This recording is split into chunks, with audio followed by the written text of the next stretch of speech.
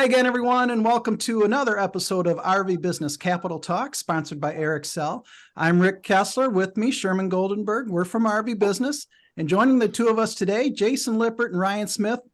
Jason, of course, President and CEO of Lippert, and Ryan is the the Group President of RV OEM Business in North America for Lippert. Gentlemen, thank you so much for joining us. Thanks for having us. Sherman. I was doing some homework for this interview, and there's a bunch of directions we could go, but I was talking with Rick, and maybe we open the door for you guys first and ask you what you want the industry in the world to know about LCI and Lippert at this point in history. Take it away, Ryan. Wow, thanks. It's great to be on with you guys. I would say that what we'd want you to know about us is that we've been really focused on a lot of things this year in the business, our innovation, quality, customer service, and certainly our culture with our team members. It's been an uncharacteristically slow year since we've come out of a couple record-breaking years, and with the ability to be able to focus on those things, I believe that we've significantly set ourselves up specifically around innovation to have an incredible upcoming years. We've launched some incredible products this year, and we have some incredible products on the horizon that we're launching this year at Model Change. So we're excited about the innovation that we've been able to build into our business. And we're also excited about the cultural and customer service things that we've been able to, continue to grow along our roadmap this year in the business. So it's been a busy year considering how slow the units have been. The activity inside our business has been busy, and we're really proud of the things we've accomplished this year. The emphases for your company, the bullet points, so to speak, of your targets right now in product, in financials, etc. Well, what are they? Could you run those down for us? The specific products we're excited about launching? That too.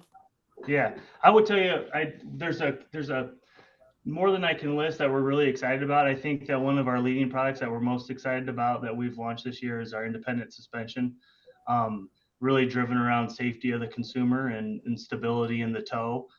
So we're really excited about that product and how that can transform safety in our market space.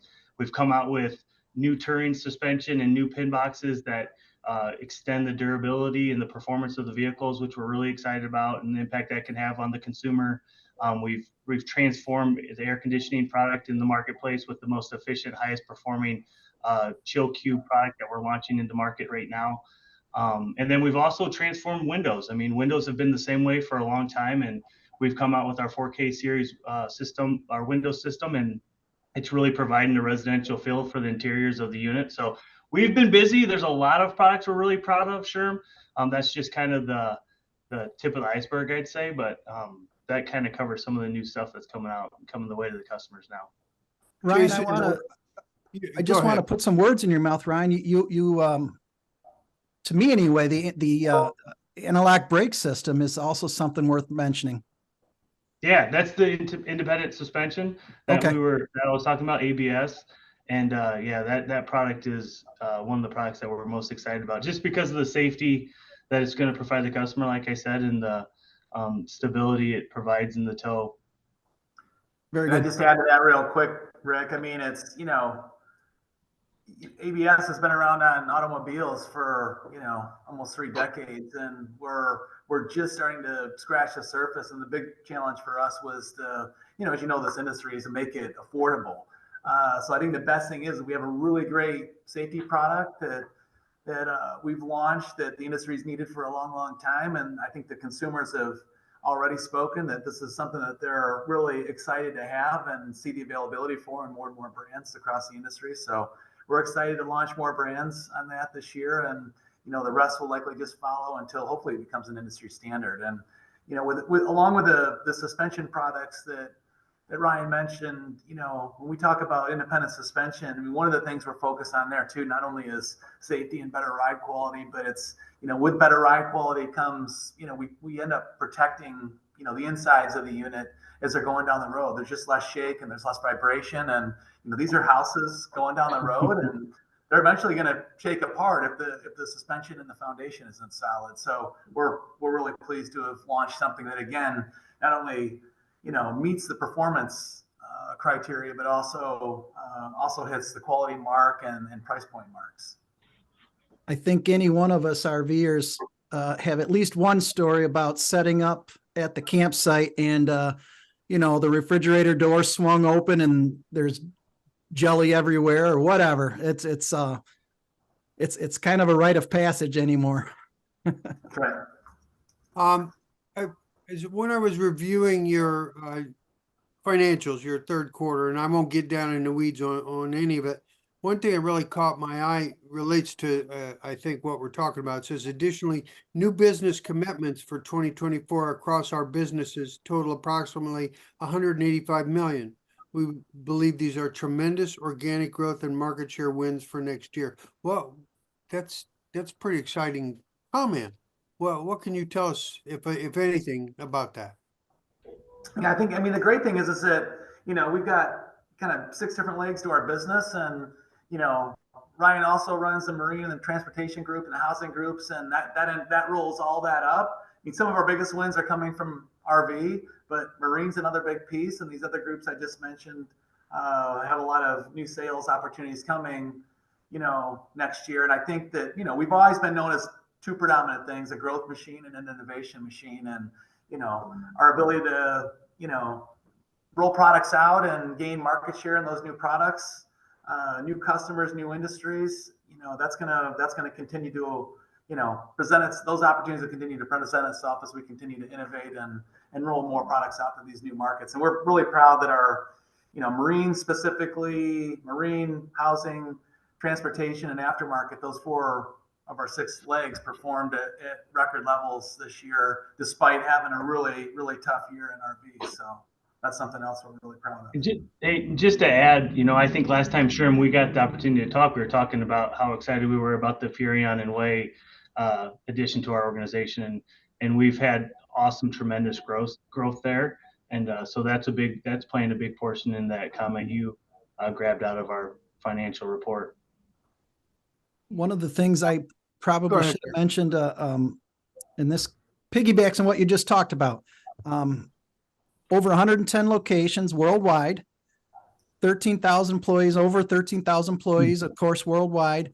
But probably the most recent addition was yesterday's news about your new partnership with Euromax for mobility.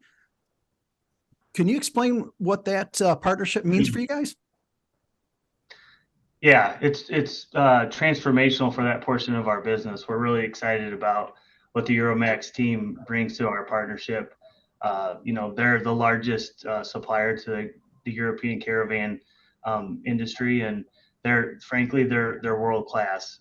And they also, what's really beneficial to our industry is they're going to bring a new capacity level of metal availability, which there's been constraints there over the past years, and they provide additional capacity and resources that the industry didn't have with before this joint venture. So we're really excited about it. We believe we bring strong relationships and strategic planning to the partnership, and they're a world-class manufacturer. So we're really excited about the partnership because we know that it's going to pay dividends to our customers and put them in a competitive spot and give them great options for the future. So the partnership, the result is a Miramax for mobility. And the product is mostly aluminum, but maybe I'm getting that wrong. Nope, you're 100% accurate. Does that impact the U.S. domestic market as well, Euromax? Yeah, the Euromax is the parent company of Amerimax, which is the joint venture that we've entered into that will support the RV industry. And yes, they're obviously their resources and their scope of aluminum across globally is what I was referring to when I said it should provide additional capacity and availability when it comes to metal for the RV market. So we're excited about that. Is this, Rick, when we bring up diversification, which has been an ongoing theme with your company, we're talking to a recreation vehicle market here, almost exclusively. Yet diversification has been a priority. You've been very open about it. For what, a couple, 3 years or more. What can you update us on that? Just diversification and overall markets in general. I mean, it's, if you look at non-RV OEM, the non-RV OEM part of our business, it's better than 60% of our total business now. So, Wow. As we continue to figure out how to, we try to enter other markets with the least amount of risk. We try to go to similar customers and, similar geographies with similar manufacturing disciplines we're already in, and try to find out how to build more products to those areas. So we've done that successfully over the last, 13 years since we made the decision to diversify, significantly away from RV. But RV is still, it still gets a majority of our innovation focus. We've got great customers there, obviously, that have bought a lot of product from us over time and are, keen to know what we're going to come out with next. But we've taken those same innovation talents and applied that, across the business to, like I said, everything from housing to our aftermarkets, the different aftermarkets that we serve, as well as the marine business, which is, continues to grow for us and probably has the largest innovation runway opportunity for us as a business. So. And the other thing is our diversification plan has helped us with product innovation as a whole, right? There's different type of competencies and capabilities that are required in all of these diversified markets, and it's kind of a unique opportunity for us to be able to kind of bring all those things together and offer it to all these markets. It creates I think a competitive advantage for us in the markets we participate in, because we have the resources that are serving other markets that we can bring together for solutions that the typical competitor don't have at their fingertip. So our investors, I think, are really happy we've diversified, because, every time we hit one of these cycles, if you're 100% concentrated in RV, the results look extremely different. So while this probably was, for Ryan and I and the team, the worst downturn we've been through, just because of the size of the drop we went through and the adjustments we had to make accordingly, we had this other piece of our business that was lifting us up. And, like I said, some of those businesses had record years, and that just, helps lift you up and make a really tough time a little less tough and difficult. I appreciate your candor on that. It's a delicate topic. So I'd like to drive into what could be our last point of emphasis here, which is the big picture. Often we start talking about, Rick, the big picture right at the beginning. Now we're just getting there. Look ahead, if you would, you guys, and tell us what if you had to, you see down the road here for the market in general. I think 2024, I'll go. I think for 2024, our thoughts have been all over the board. I think, with all the macro pressures, there's just too many variables to try to pinpoint it. I think everybody's got a little bit different, outlook on how things are going to end up. But we're taking a more conservative view, probably a little bit more conservative than the rest of the industry, and around that 325 to 350, where you could certainly make the argument that it could be a little bit better. But we just feel that the first half of the year is going to be a little bit more sluggish than what most people anticipate, because that we're going to have that hangover of interest rates, and that's obviously impacting the consumer. While there's good news on the horizon, the first quarter or two, we still could see dealers being sluggish and slow to pull the trigger on buying new inventory, which is what we all need the dealers to do at this point in time. So I can tell you, just to add on Jason's comment, we're really excited and optimistic going into next year, though. Whether it's 325 or more north of that, it's more than we ran this year, and I believe it's coming at a more stable schedule for our workforce, which we started talking about in the beginning. Our number one priority is our culture and our team members, and we believe that what we have on the horizon here is a stable environment that we can provide a really healthy work schedule for our team members, and one that we can be really successful in at the same time. So we're really excited to turn the page on 2023 and move into 24 and have a growth year again for the RV industry. Yeah.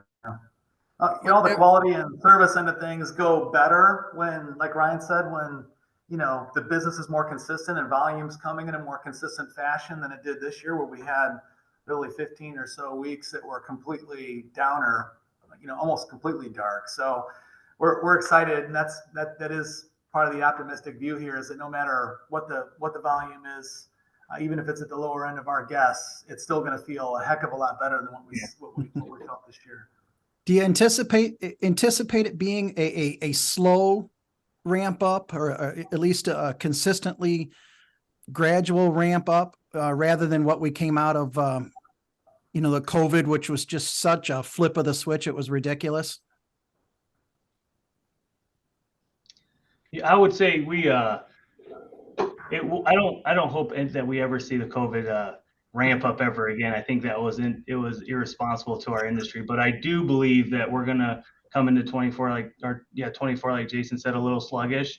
But we're anticipating a 90 to 120 day of ramp up in the season, where we're hopeful dealers need product and retail is booming, and we're able to move.